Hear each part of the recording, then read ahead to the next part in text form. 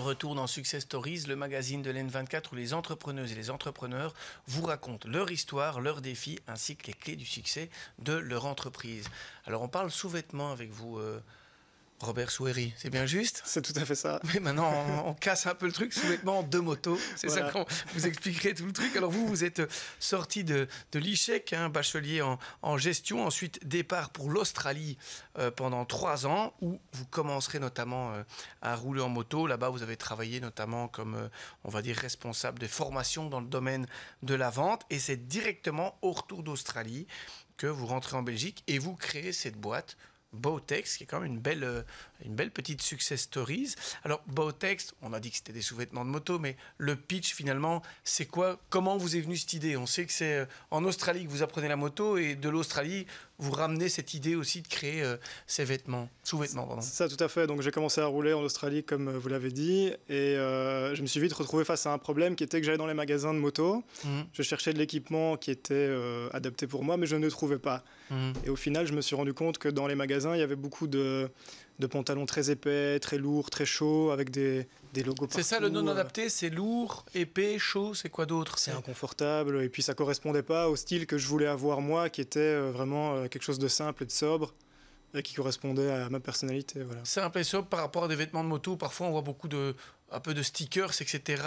C'est vrai que le vêtement de moto pur, il est assez décoré, on va dire, c'est ça. Et là, vous vouliez avoir d'autres vêtements. L'idée plutôt qu'un vêtement, c'était de créer en fait un sous-vêtement. Alors pour la petite histoire, en Australie, en hiver, il fait quand même un petit peu frisquet, et en roulant en moto, je mettais en fait des collants de ski. Et je me suis dit, tiens, mais pourquoi pas créer une couche de vêtements indépendante, qui serait, on peut appeler ça un legging ou un collant, mais qui serait faite dans des matières qui soient assez résistantes pour, en cas de chute, protéger de l'abrasion et des impacts. Et c'est comme ça que m'est venue l'idée. Alors je suis rentré en Belgique et j'ai commencé à travailler sur les premiers prototypes de collants ou de leggings Bowtex. Alors, vous dites justement, c'est des sous-vêtements qui permettent en fait au-dessus de pouvoir garder son style. Exactement. Puisque je vais mettre mon jeans classique, mais je vais mettre en dessous des sous-vêtements, on va dire vraiment là de protection. Oui. Alors la collection, c'est quoi quel genre de sous-vêtements, enfin de vêtements proposez-vous? Pour revenir à ce que tu viens de dire, donc oui, ça va pas protéger la couche du dessus, mais ça va protéger la peau. L'idée, moi, quand je disais, c'était pour pouvoir garder ma personnalité, c'était de mettre un jean que j'aimais bien, mon jean préféré, mon pull préféré ou une veste imperméable. Et de là est née donc la collection Bowtex qui aujourd'hui est composée de 3 pantalons et une veste. 3 pantalons, une veste, oui, d'accord.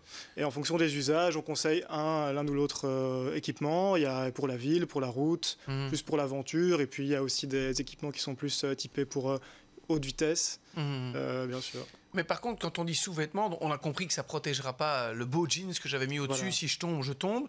Mais par contre, un sous-vêtement qui protège, c'est-à-dire en fait, sans être trop technique, mais expliquez-nous un peu, c'est quoi comme matière, c'est quoi les... Oui, tout à fait. Donc typiquement, les vêtements sont faits dans du coton, du polyester, qui sont des tissus qui vont se déchirer quasi instantanément au contact avec l'asphalte. Les vêtements classiques, ça. Voilà, tout à fait. Le jean que tout le monde porte, par exemple. Et l'idée, en fait, nous, c'est d'utiliser des tissus qui sont hautement résistants à l'abrasion, à la chaleur, à la tension, et de créer des sous-vêtements dans ces matières et dans ces fibres qui peuvent offrir une protection en cas de chute. On parle de quelle matière? Alors, il y a 2 types de matières avec lesquelles nous, on travaille. Le Kevlar, qui est assez connu dans la protection, c'est utilisé dans les combinaisons de pompiers, des choses comme ça, qui a une très très bonne résistance à la chaleur. Et il y a aussi une matière un petit peu plus nouvelle qui s'appelle le Dyneema, et qui est très, très fortement résistante à la tension et au déchirement. Et donc, en fonction des usages qu'on a, on va plutôt opter pour l'un ou l'autre. Et on a de la chance de travailler avec des partenaires européens qui ont bien voulu développer avec nous les tissus qui étaient adaptés à notre problématique. Et aujourd'hui, on peut offrir une gamme complète avec ces tissus.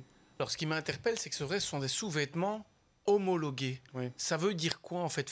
Comment ça se passe et comment ça s'est passé? Je vais dire aussi, je voudrais vous challenger. Pour vous rentrez en disant, tiens, moi, j'ai envie de sous-vêtements en Kevlar. Comment on fait pour créer ce sous-vêtement et faire en sorte qu'il soit homologué? Alors pour la petite histoire, l'homologation, c'est un processus qui est quand même très long, complexe